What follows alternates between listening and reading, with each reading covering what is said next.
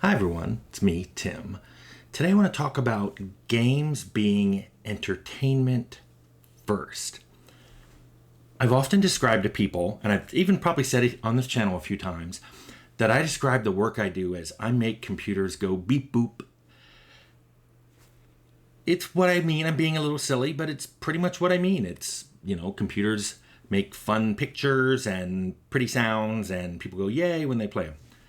I've had people push back on me on this, and they usually do it by talking about games that have touched them or helped them through dark times, including my games. And I think that's wonderful, and I love when people tell me stories like that.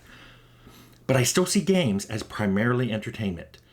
They can be a lot of other things too, but they are primarily designed and made to entertain.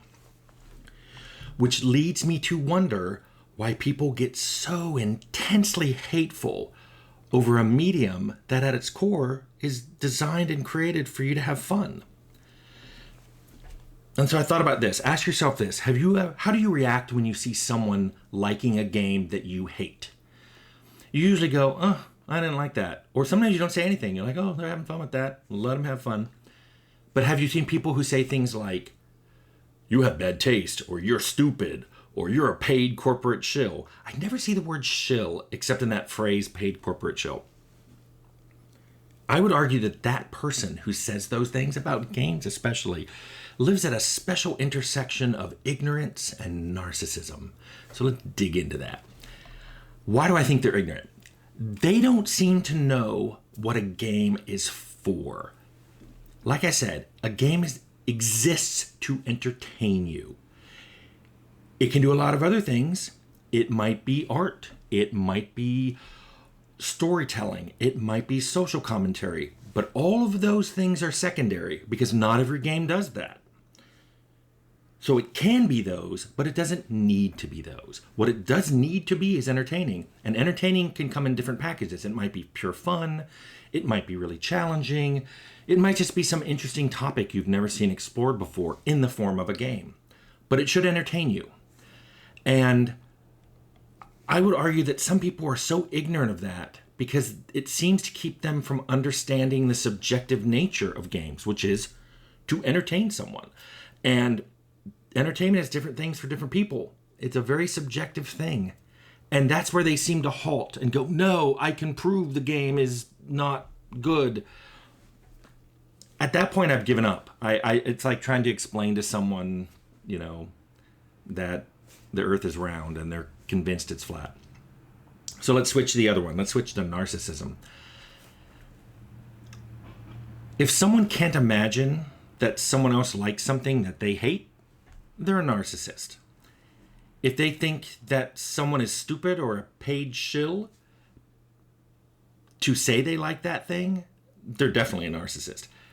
And the reason for that is they can't see or even imagine that someone has anything outside of their own viewpoint, that someone feels something different than them. So they have to explain it by going, well, they're obviously not smart, or someone's paying them to say that, because no person would actually feel that way.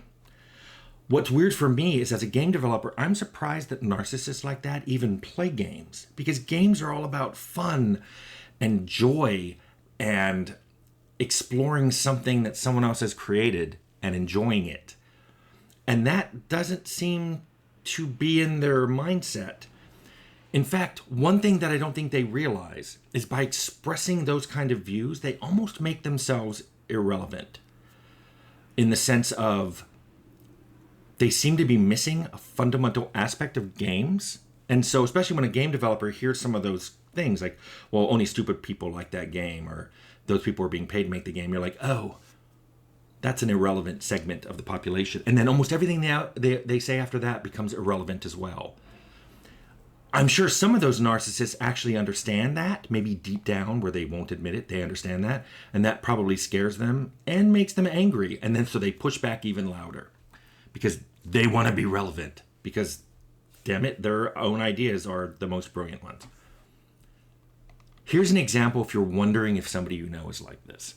Have you ever played a game and you didn't like it much, and you put it aside, and then maybe later that day or a few days later, maybe even weeks or months later, you pick it up, you play it some more, and you fall in love with it? that is you coming to understand the game. Because maybe on your first pass, you didn't know what all the cards did, or you didn't know what all the classes were for. Or maybe you leveled up and suddenly you understood the direction the game was going because it gave you some abilities you didn't have, and now you had tools to go back and do some things that had stumped you. This happens to all of us. Happens to me. I'm sure it happens to you. Happened to me last week. I played a game that all my friends said was great. I played it for about an hour and went, eh.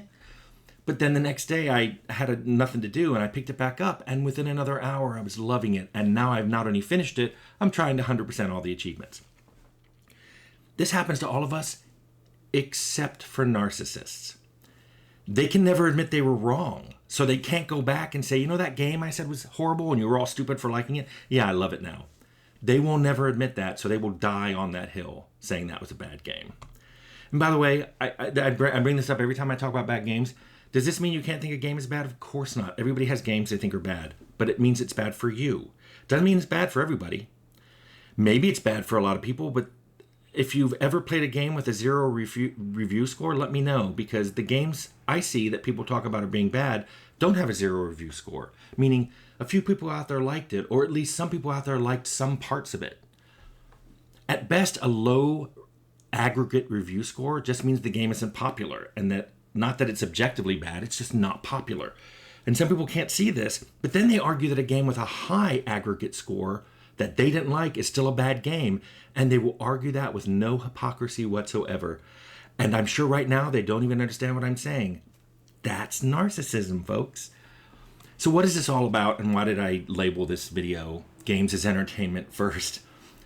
Because I think that games being entertaining should be a given. It should be the thing we all agree on, and then talk about the games from that point. And since it's obvious that people's tastes in entertainment are different, some people like chocolate, some weirdos like vanilla, that's just a given. And it's why there isn't just one game out there, or one book, or one movie, because people like different things. And so all kinds of different things are made. You're not going to like all of it. You're not going to hate all of it. That should be obvious. And it is, except the narcissist. For the rest of you, go find a game you love. Let others love their games. Remember, it's this they're to have fun with.